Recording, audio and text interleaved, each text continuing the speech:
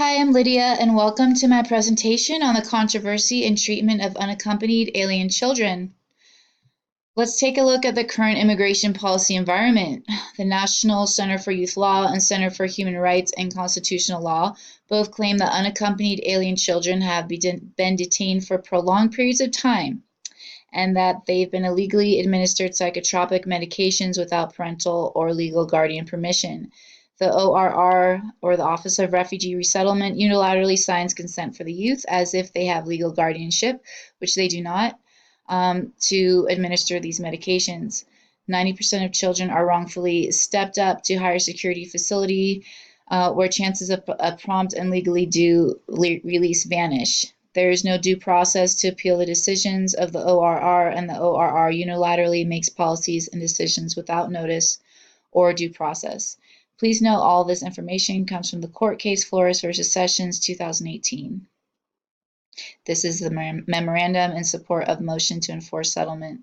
Now, according to the Office of Refugee Resettlement, youth are promptly given to them by immigration officials, and then it is up to them to release the children into the least restrictive setting, taking into consideration danger to themselves, danger to the community, and a danger for flight. The ORR uses child welfare principles to manage each child's unique case when making placement and release decisions. Health and Human Service workers provide essential care for children until they can be placed with parents, relatives, or other sponsors. The ORR is a part of the Health and Human Services and Administration for Children and Families.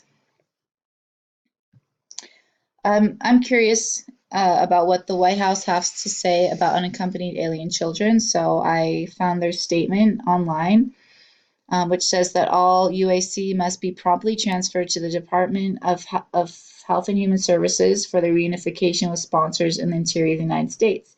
UIC are unlikely to appear in court for removal hearings once released, and as a result, they generally go on to remain in the country for years. Catch and release has enabled tens of thousands of UAC to enter and remain in the United States. It is time to close the loopholes and ensure federal authorities are empowered to fairly and effectively carry out immigration enforcement efforts. However, some fish aren't so lucky. There are actually recorded cases of children being held until age 18 by the ORR and then being released into ICE custody. We want to know why these children are being treated so poorly, like prisoners without rights. Are the staff and directors of the ORR and the Health and Human Services inherently bad people?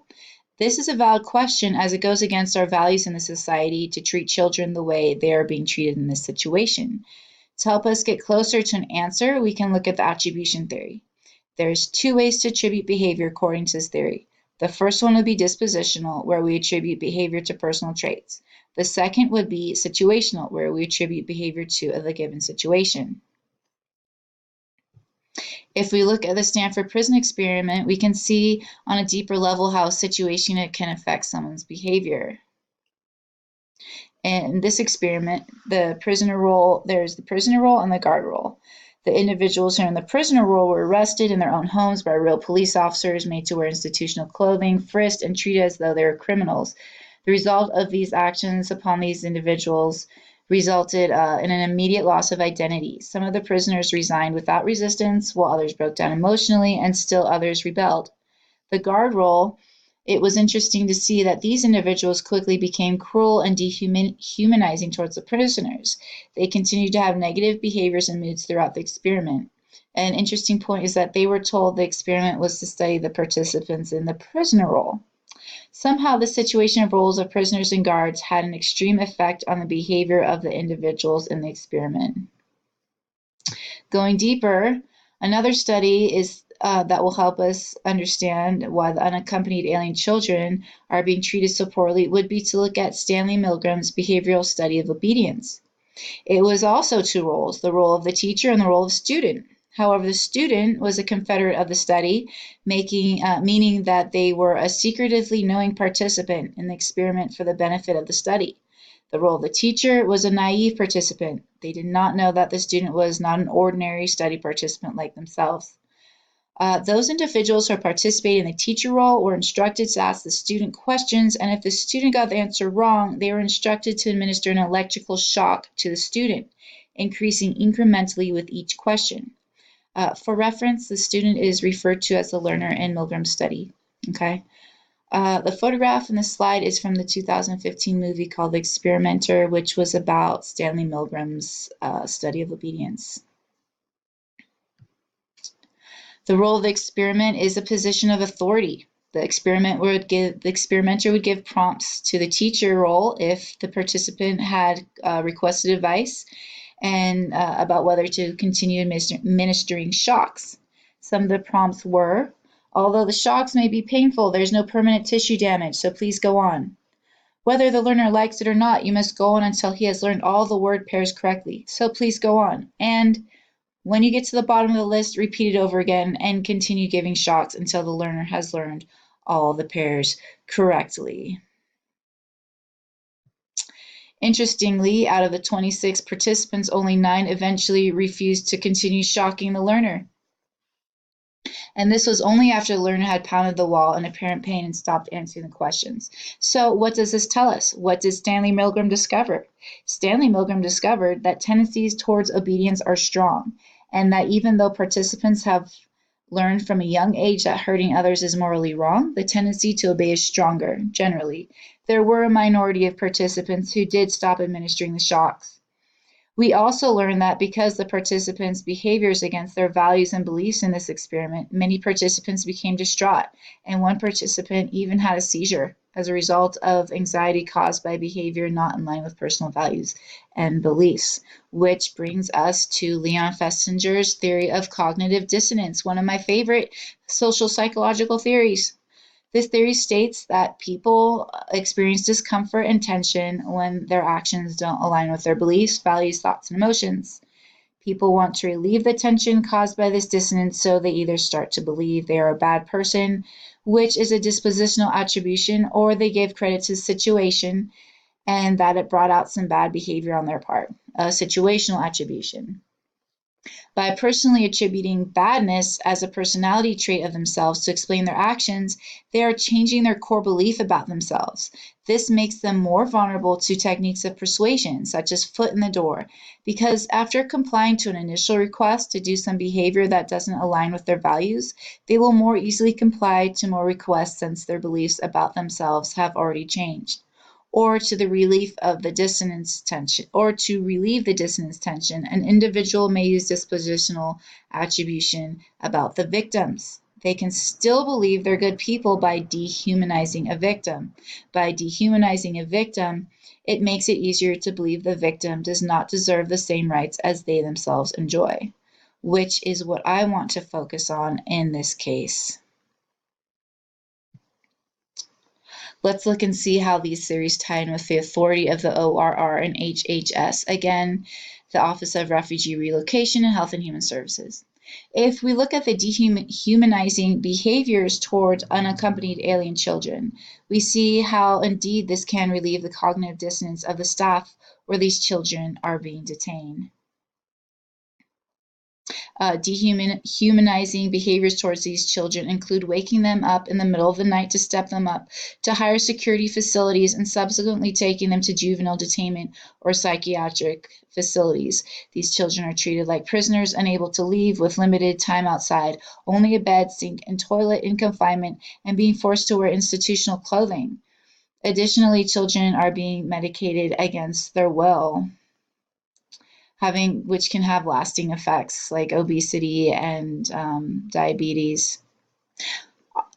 We need to ask ourselves, are these children criminals? The statement of the Office of Refugee Relocation makes an unaccompanied alien the statement of the Office of Refugee Relocation is interesting and important to review. I have it up here and it's going to be posted so you can come back and read it at any time. It's important for you to read it because it kind of helps you understand the excuses used to keep the children for prolonged periods of time. Because according to the court case Flores versus Session in 2018, children who are stepped up to higher facilities, higher security facilities, are not released in a timely manner, and excuses include the behavior or the welfare of the children, as written in the ORR statement. Sometimes children are not released for a lengthy amount of time because they're deemed mentally ill, which is an example of the fundamental attribution error, as they are not inherently unwell. According to parent and relative declarations, they were fine before detainment and claim they're unwell because of the situation of confinement, separation from family, being dehumanized, and medicated against their will. This is important to note. It's also important to understand what fuels this all. If it comes down to authority and the social tendency to obey, then leadership is in a unique position not to display prejudice, biases against any population.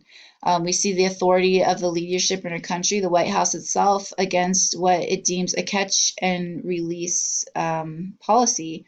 This is consistent with the ORR documented behavior of detaining children until they are adults and then turning them over to ICE, or indefinitely prolonging detention of children according to their own changing policies, in which they have unilateral authority and to which parents and children have no opportunities to appeal. As an only and last resort, parents and relatives have to sue to get their children released. However, I believe it's our civic duty to ask questions about what happens to kids who don't have such advocates in their corner. Who will be the advocates for them? Here are some resources I've listed, articles and websites, activism, legal proceedings. I encourage you to check them out. Here I want to ask the question if we can make a change. And this is an important question. I've asked myself this many times, and I know I'm not the only one. According to Bandura, efficacy in our outcome projections can determine our behavior, which in turn affects our environment, situation, and circumstance. In other words, if we believe we can make a difference, we are more likely to act upon it, therefore modifying our environment and possibly making a change that deserves to happen. This is Sanjeev K. Sriram. He's a pediatrician, and he thought it was his duty to call Child Protective Services in Washington, D.C. to report child abuse by the Trump regime. I encourage you to read his entire article, which is posted on the Other 98, also in my resources. He claims, and he's very adamant, that the forced separation of children from their parents can lead to lasting physical and psychological side effects to the child's development. I encourage you to review this. I also want to remind you that social action is your right and legacy as an American. Take heart knowing that social action and change is a well-regarded feature of American culture.